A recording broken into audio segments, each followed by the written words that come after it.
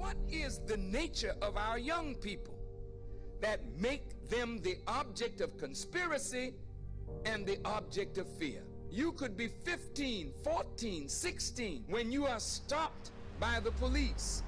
They do not treat you as a child. Their fear of the youth is so intense that they kill our young people. Either on the street or in police stations, they feel that they have to get rid of you, because if they don't get rid of you, they fear that you will one day get rid of them.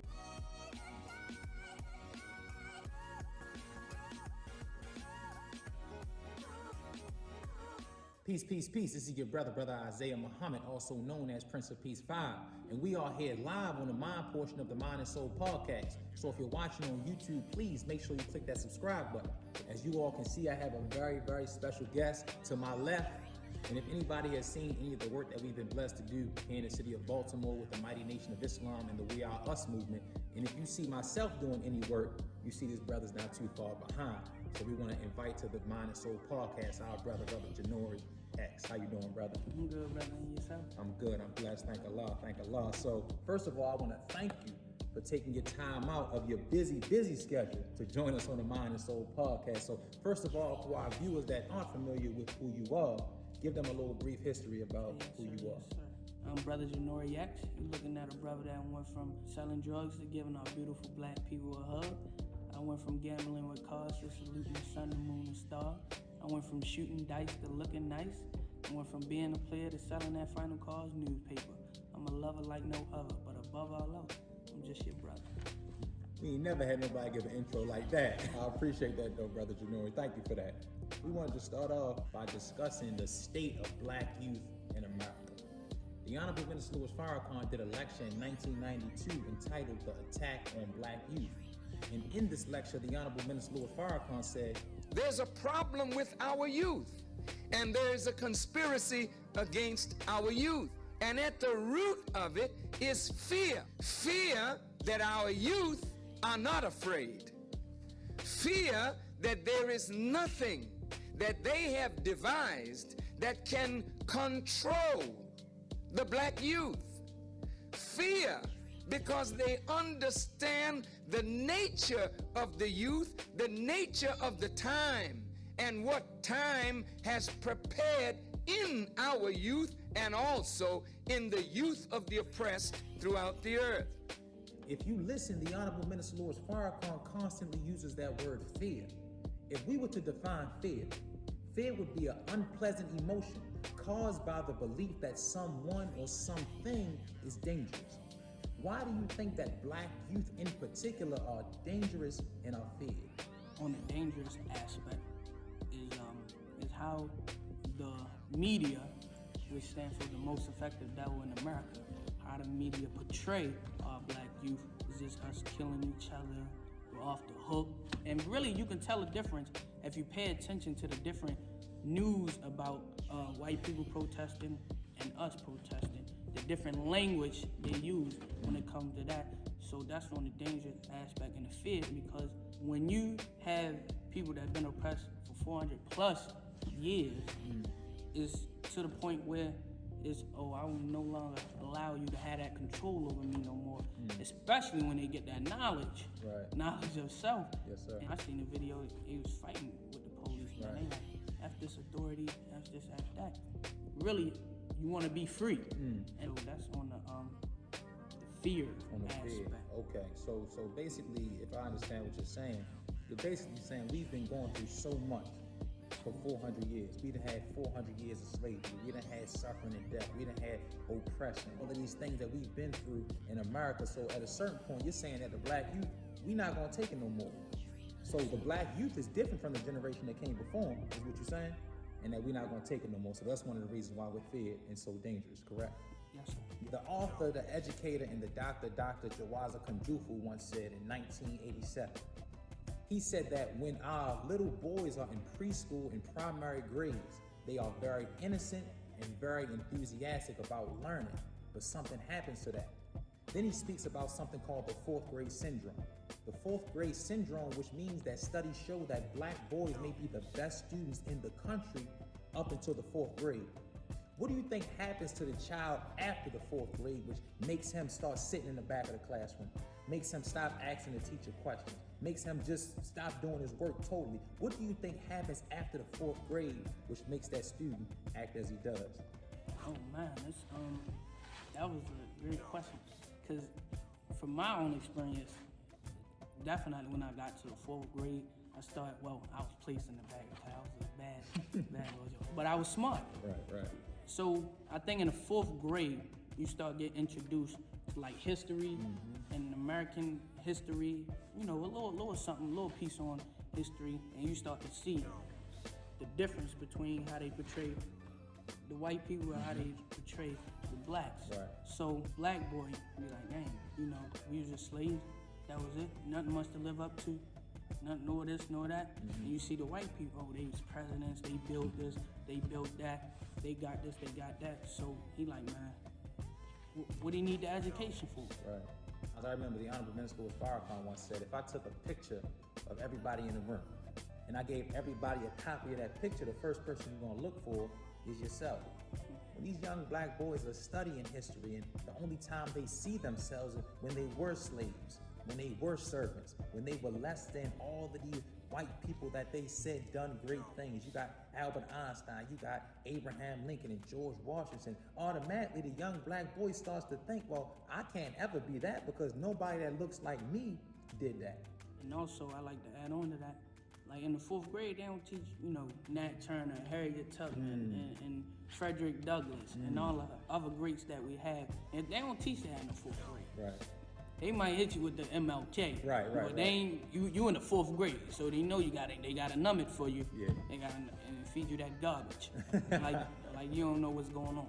I got it. Some of these fourth graders, man, especially in this day and age, man, you go home and you know everything about the world, and from how your parents are at home, from the older siblings, in this generation, it's really, you get exposed to more than what you're supposed to get exposed to at that age.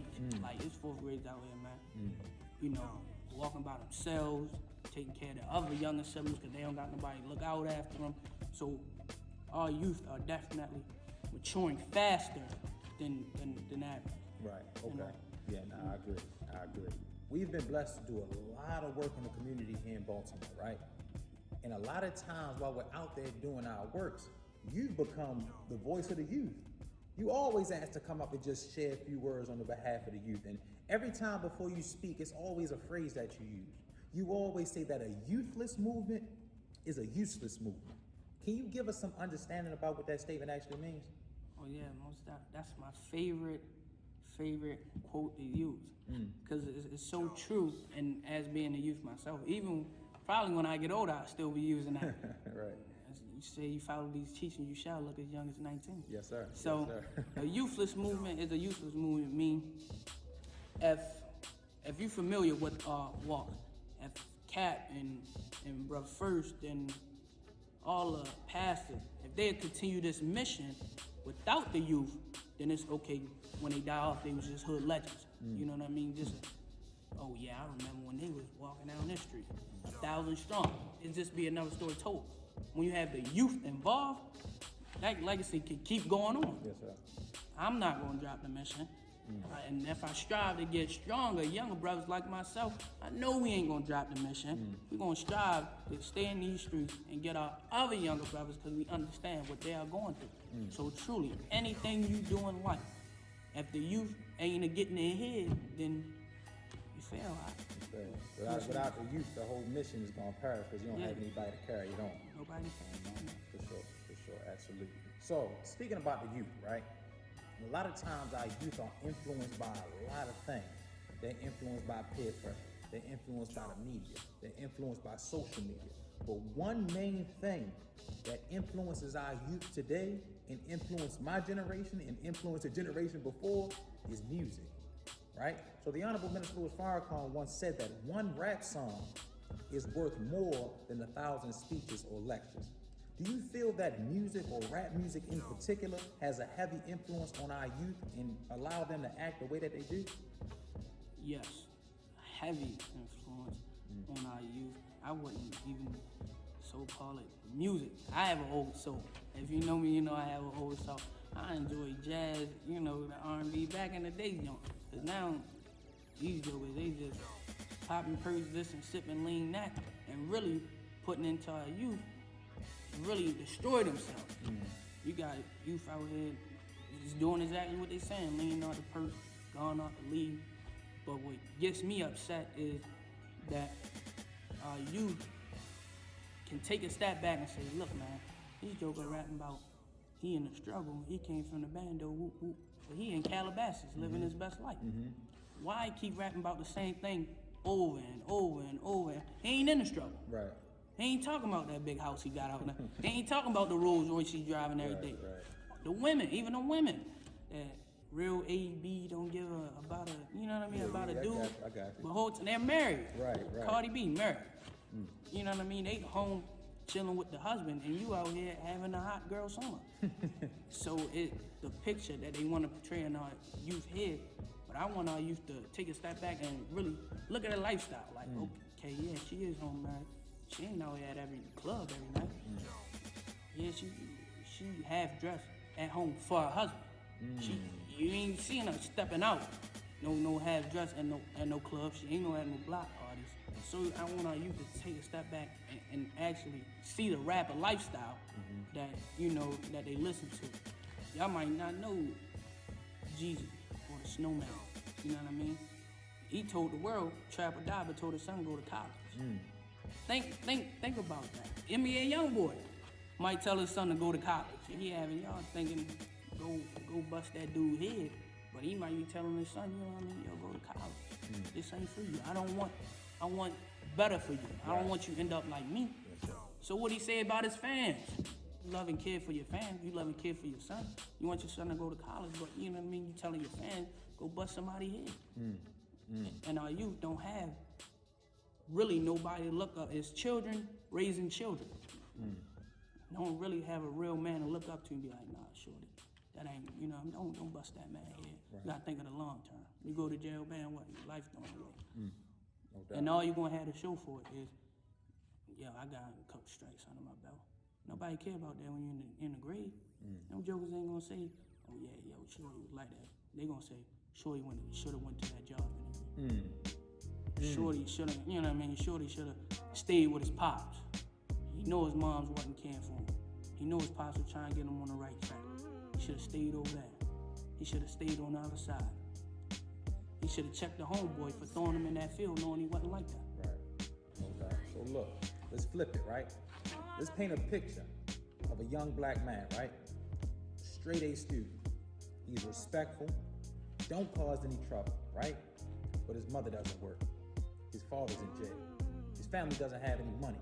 But he lives in a community that all he sees as a way to make money is selling drugs. So no matter if he's a straight A student, respectful, and doesn't cause any trouble, he's gonna find himself selling drugs because he gotta start paying the bills. What alternatives would you give that young man that's in that situation? I would show him to do for self. At first, I would bring him to Muhammad Mosque number 6. That's what I got taught, to do for self, to suffer the consequences. But no matter if you're in school, what age you when, you can start, selling snacks at school, water, bean pie. There's many ways out here to get money. You know what I mean? You can't tell me Jay-Z a trillionaire, you can't get $1 million. You know what I mean? Out of all that money, what's the guy name that own Amazon? Jeff Bezos. Yeah, he worth some billions, ain't he? Yeah. And you telling me you can't get 1,000? Come on. Out of that? Right. Not even 1,000. You know what I mean? So it's a lot of ways out here to make money. But I suggest, selling water, selling snacks, bean pie, small time thing until you can officially get a job. Some older brothers will look out for you on a job to, cutting grass, landscape, cleaning up around the yard. In fact, that's how I started. I had an older brother in the neighborhood, just wanted me to keep my head on the right path. And I started cutting his grass, shoveling the snow. He had houses. I come paint the house, fix up the house. So it's a lot of ways out avoid, hitting that path. Right, okay, I got you. So look, I was on Instagram the other day, right? And I'm scrolling and I saw a video that was real disturbing to myself. So I wanted to show you this video and get your feedback on it. It's for our viewers that have virgin ears. Parental discretion is advised. Bitch ass. I already told you, cuz. My mama in jail for murder. I'll murder your ass too, bitch. Hell nah, bitch. You got me fucked up. Nigga. You ain't doing shit to me, bitch. I'll go knock your ass out. What the fuck you mean, bro? I'll go get my cousin with that gun, bitch, and blow your brain out. You better not tell me again, hoe. Hoe ass nigga, I'll fuck you up, nigga. I'll fuck your life up, nigga. I'll have your mama in jail, bitch. Fuck wrong with you, nigga. You better stop cursing. I don't give no fuck about him. Yeah, nigga, don't come back down to my house looking for shit, nigga. And tell your drunk ass brother don't be trying to steal nothing from me, hoe ass nigga. You owe me $5, hoe ass. Well, after seeing that video, right? What's your feedback on that? I mean, that young brother shows that he is hurt.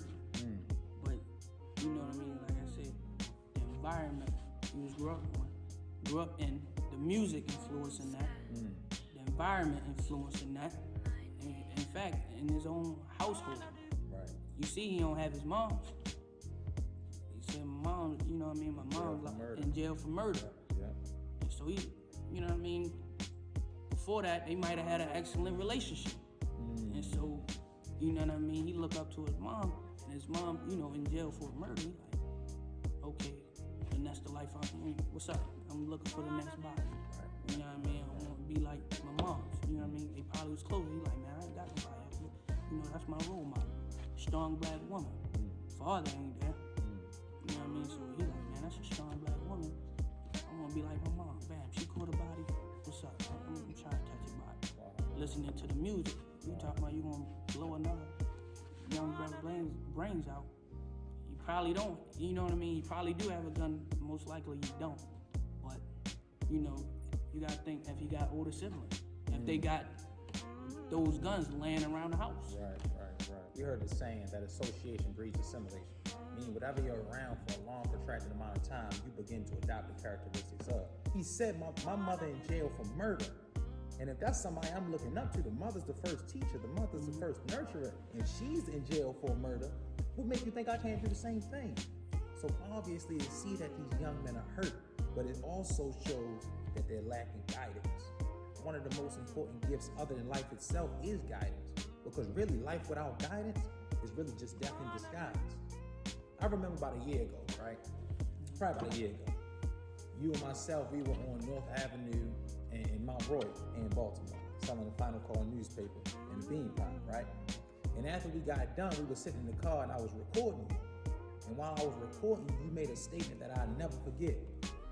Look, bro, I ain't gonna get mad at you recording this time, because I'm trying to show the young brother you don't have to sell drugs to get money. I used to be in your shoes, selling dope, now I'm selling hope. Hey, that's love, bro. Yes, sir. Explain what you meant by that.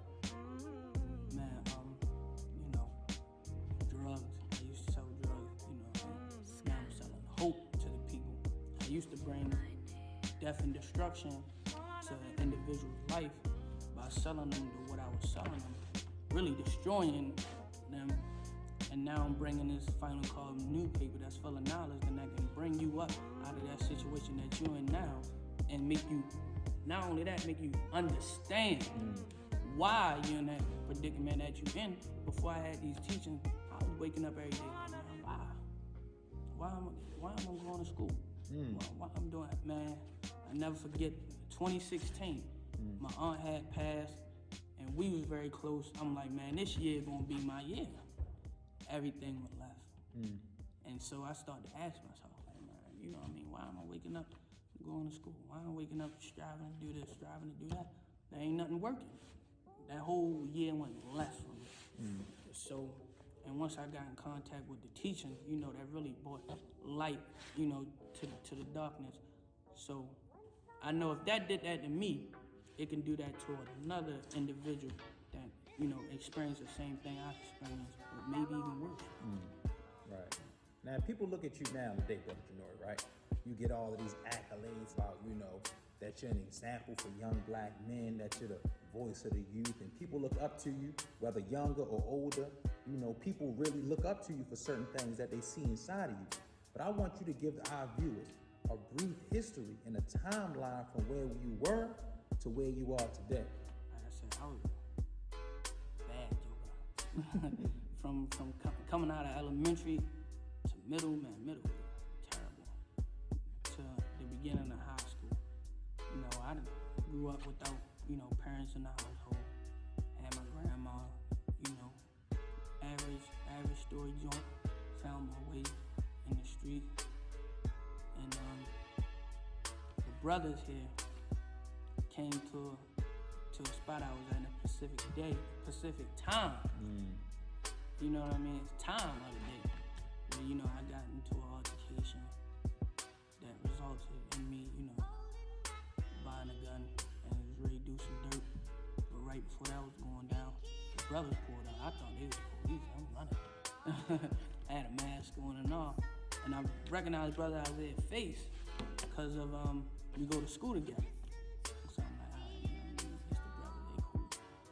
So I'm like, you know, why not ride? So I ride with the brothers. I don't even want to take a mask off. I'm talking about I'm full on block boy. I'm dirty, you know what I mean? I'm dirty. So I'm like, I don't even want to take a mask off, man. I had to take it off to come in here. And I only heard the last bit of the lecture. But it was still mind-blowing. But I came back the next Sunday and heard Brother Abdul Haq Muhammad. Shout out to Minister Abdul Haq Muhammad from Newark, New Jersey, Muhammad Mosque number 25. That paradise or paradise, you know what I mean? And I found that title even relatable because I'm like, man, you know, I was really heavy on the dice. In fact, he took my money. You know, I was skipping class. I was skipping class to shoot dice. Definitely. You know what I mean? Definitely kept me on point. But that really saved my life and really opened up my ears to new knowledge. Because at first, I'm like, man, I ain't trying, you know what I mean? Muslim this and Muslim that, you know what I mean? But once I heard that, man, I'm on a quest for knowledge now. So I started texting bro, like, man, I think he still got the old message. And I'm like, man, you know what I mean? I'm Christian this, I'm Christian. I know we all say that. I wasn't in no church. You know what I mean? But I'm like, man, I'm Christian. I ain't trying to hear this whoop, whoop, whoop. And he started dropping the seed on me and truth about certain topics. So I'm like, man, you know what I mean? This just might be where I want to be. And then when I came back that following Sunday, they demonstrated a type of love I never experienced before. Like I had the brothers telling me, you know, oh, how you getting home? You walking or you know what I mean? How you doing this? How you doing that? You need some money in your pocket? You know what I mean? Brothers willing to bend backwards for me. I know we all, you know what I mean? We all might got that mud brother or, you know, brothers you have in the street that think they really for you, but the whole time, you know what I mean? It's fake love. And when I came around the brothers, it was real, genuine love. I ain't had a joker try and kill me or knock me off, you know, when I turned my back. Right. We went to go pick up a few brothers to bring them into the mosque as our guests, and we saw Brother Jaynori. He came in, listened to the lecture, came back the next Sunday, listened to the lecture. But every year we've been blessed to take about 25 to 30 youth to our annual Savior's Day celebration, where we hear the keynote of the Honorable Minister of Farrakhan. And in 2019, Brother Jaynori was part of that delegation to come all the way to Chicago, or was it Detroit? Chicago, first time. First time in Chicago, yeah. So he would always speak about an experience that he had. But I wanted you to give them a timeline from when you went to a Savior's Day in Chicago in 2019 to when you went to Savior's Day in Detroit in 2020. What happened in that year for you? Because you tell me all the time that was one of the best years of your life. I want you to explain to the viewers why that was one of the best years of your life. Man, it all started with the Savior's Day. I went to Savior's Day. I seen thousands upon maybe hundreds of thousands of brothers moving in sync, you know what I mean? Love. Everybody happy to see each other. Oh, man, assalamu alaikum. How you been? You know what I mean? Assalamu alaikum. I'm like, damn, you know what I mean? I don't even feel like this in school. So, man, being around that and then leading up to the graduation, that was my favorite part. The graduation, everybody uniform, looking nice. Brother Supreme, you know when Brother Supreme speak, he gets you hyped. Come had an attitude.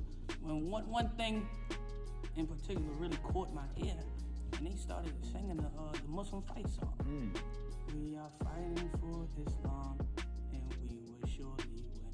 With our Savior, Allah, the universal King. I'm like, man, they sound good.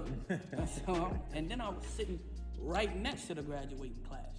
Like not no couple rows back. See, I'm talking about I'm up front right next to the graduating class. I'm looking at my outfit. And I'm looking at his suit. I'm like, man, I'm gonna be in that next year. For real. I'm gonna be in that graduating front row. I'm gonna be in that next year. Sir. And so, man, from Savior's Day, I started hanging out with the brother. I went to the Savior's tour. What was it? Jersey, DC. Yeah. We just went a lot of places, and I traveled a lot that year too. Detroit. Man, it was cold. I'm like, this is Detroit basketball. But it was cold. I traveled a lot that year, just off of, hanging around with the brothers. And also, everywhere I did go, we had somebody there wait for us. Like, where you at? I'm 5 minutes out. Okay, we here waiting for you. Bang. Receiving us. Right. You know what I mean? I'm like, man, that's like, some presidential joint. You got somebody receiving you in every city you go to. Right. Then it was all love. Assalamu alaikum, brother. I see you striving. Okay, yes, sir, brother. If you need a place to stay, let me know. Anytime you touch down up here. I'm like, man, that was love. Right. You got a group of brothers receive you in every city. You probably not even get a relative when you know what I mean. When I came back home, nobody there holding up no sign. But nah. Right, but it was love in every city. And so I made a goal that I was gonna get registered for my birthday. My birthday, December 29th. I got registered a week before my birthday. And I'm like, man, I'm gonna send in that letter. And in fact, I went to DC when the minister spoke in DC. Met Brother Supreme. And Captain Aaron was telling him, I sent my letter off, but it didn't get accepted. Brother Supreme looking dead in the eyes was like, send it again. Man, in fact, this the fastest my letter ever came back. Like the fastest. Wow. My letter ever came back. I came home to it sitting on my bed. I'm like, man, what's going on? Open that joint up. It say my acceptance letter, man. And you can call my sister, man. I'm running all through the house, screaming, hollering, hooping, because I made a goal that I was going to get registered a year before my birthday. That's right. And word is born at, you know what I mean, and came to life. Right. You know what I mean, because I believe in that so much. So, I was tap dancing when that acceptance letter came. Great. I got registered. Oh, my gosh, it was beautiful.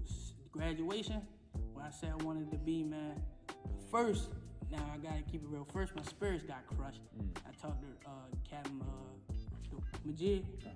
Captain Majid, he like, man, they ain't selling no uniform. I'm like, oh man, you hurt me. So I talked to a couple brothers. And I'm like, man, look, I need a uniform. I need to be front, and they go by the height. So I'm short.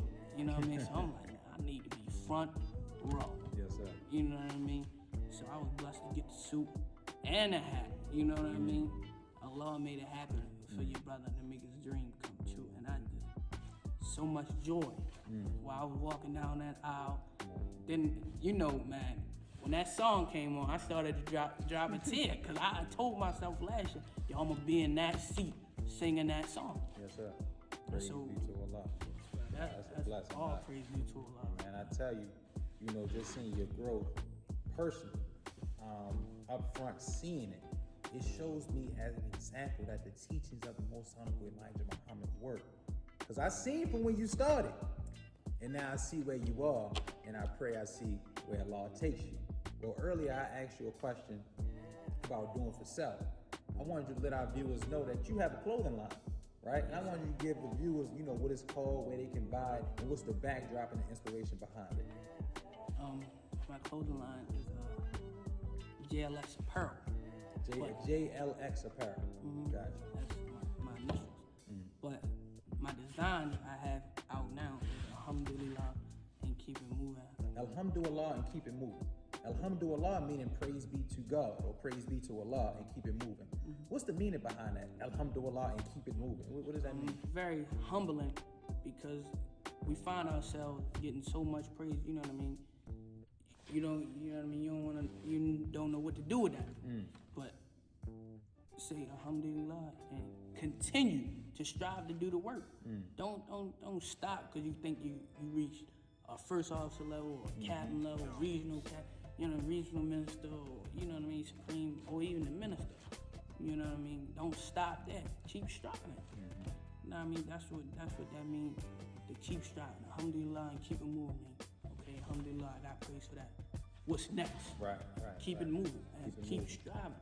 Sure. Don't stop there and be like, okay, this why I won't lay my hat on. I put in enough work. Nah, keep striving. So that's what alhamdulillah and keep it moving. Got it. Where can they buy? Do you have Instagram, website? Yes, where can they get it at? Instagram is JLX Apparel. Yeah, we're gonna put it right there on the screen. JLX Apparel. We're gonna put it right there. Don't have a website. Coming soon. Coming soon. We're going to, alhamdulillah, keep it moving on the website. Just a few more questions, Brother Jaynori. Where do you see the future of black youth? To be honest with you, I see the future of black youth in these seats here. If I strive to do this work, I see the black youth in these seats right here.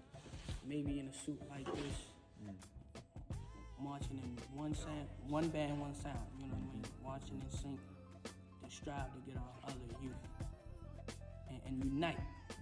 Because often we find ourselves sometimes uniting off, you know what I mean, off of like for Brother George Floyd, you know what I mean? And the flags uniting, often we find ourselves uniting for that. So, you know what I mean, in the future, maybe one day we'll call it quits. Like, man, look, why am I beefing with this brother? Right. You know what I mean? You gotta think, who put the guns there for you? But in fact, I seen a video, man, this Joker, they got masks, like full-blown masks of black males. Yes, sir. Yeah. Doing, you know what I mean, drive-by. In our community, you know, to spark the beef between, you know, the two rival sides. Yes, sir. You know what I mean? So hopefully our brothers have come to an understanding of why they're in the predicament they're in. Like who put the guns in, who moving the drugs in. Right. You know what I mean? And also who's sparking the beef. It didn't work. It didn't work now. I bear witness that if you sit two brothers down and be like, okay, well what's going on? Oh, he killed my homie. Do you know that? Nah, my man told me. Do you know that? Who told your man? Oh, somebody told him. Right. Who told him? Man, that joker seen it on Instagram. Right. So you know what I mean? Right. You're not even there. Yeah, exactly. You don't even know what happened. You know what I mean? So where I see the future of our youth is in these seats, in a suit like this. That's right. Okay. Got it. Our last question. We discussed a lot of problems that our youth face today, right? I wanted you to give some solutions that you could offer, you know, from your perspective to our viewers. What are some of the solutions? Because we hear the problems all the time. What are some of the solutions for these problems? Oh, I done said it many times in this interview. I bring them right here. The Muhammad Mosque, number 6, the best solution. Bring them right here. You get everything you need, right? How to become a man. Man, I'm gonna keep it real. I don't mean to prolong, but No, go ahead. Take your time. man, I got brothers in this joint that was like father figures. You know what I mean? This one right here. I got brothers that I never been. Well, I've been driving, illegally stealing cars and all that, you know. But I got brothers that, you know what I mean. You want to drive? Go ahead, drive. You know what I mean? I got a brother that let me drive on the highway. My first time ever driving on the highway. Teaching you life skills. Teaching you life skills that, yo, all right, yeah, my big homie gonna teach me. You know, on the block with. That joke will teach you how to steal a car. Right. He ain't telling you, man. I got brothers in this joint telling me, yo, go get the permit. Go take the driving test, man. Don't, you know what I mean? Save your money. What you trying to get? I'll help you buy that. Man, some OG, man, look, take the screwdriver, jam it up in that, break that, you crash it, you get another one. Man, you got brothers in here that really look out for you, man. For real. Like, man, you want the new J's? Man, go ahead, new J's, man. I know you mean well. Even, man, I got things I wasn't even supposed to get, man. I was acting up. I'm still getting rewarded, you know what I mean? For things I didn't deserve, because brothers knew I meant well. Right, your heart.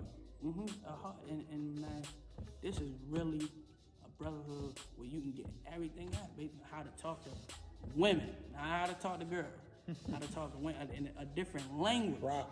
Properly, a different language. How to escort a sister to the car. Properly. Yeah, these jokers out here, man, before I came to the teaching, I only escorted, you know what I mean? I'm like, man, what is escorting a sister? Yeah, I'm like, what is escorting a sister to the car? I don't know nothing about none of that. Right. And I didn't even have no, you know what I mean? My mom wasn't there at the time to show, you know what I mean? This how a woman's supposed to be treated. Or a father just sit down and say, look, man, this how you get the wife. Not the girlfriend, the wife. You know what I mean? When you come to this here, man, this house is real live. In fact, I'll say this, and I said it before, but I'll say it again. Like, before I came to the brotherhood, I thought family was just a title. But I came in here, man, and they showed me family is more than just a title, man. You got brothers in different categories that'll teach you, you know what I mean, what they can do. Right. I mean, I got a brother to teach me about the sneakers, how to buy and resell. I got a brother to teach me the real estate. I got the brother to teach me the demolition. I got the, you know what I mean? I got the brother to teach me how to do the security. You know what I mean? You got brothers in every walk of life to show you how to, you know what I mean, how to do for self. That's right. I really want to thank you for your transparency, for your honesty, and really for your example, because we have introduced thousands and thousands of young men to these teachings. I say it all the time, but not too many of them grasp it. Not too many of them understand the significance of it. So it shows us that Allah, He'll pick one and use that one as an example so that the other ones can watch and fall right behind. Allah has His hand on you. Allah is guiding you. All I want you to do is stay consistent. Just stay working. Stay busy. Stay under the umbrella of Islam, and I guarantee Allah will show you far more than you thought you could do. So that's our time here at the Mind and Soul Podcast. We want to thank our guest, Brother Jaynori X. And so join us next time on the Mind and Soul Podcast. Again, if you're watching on YouTube, make sure you click that subscribe button. But until next time, peace.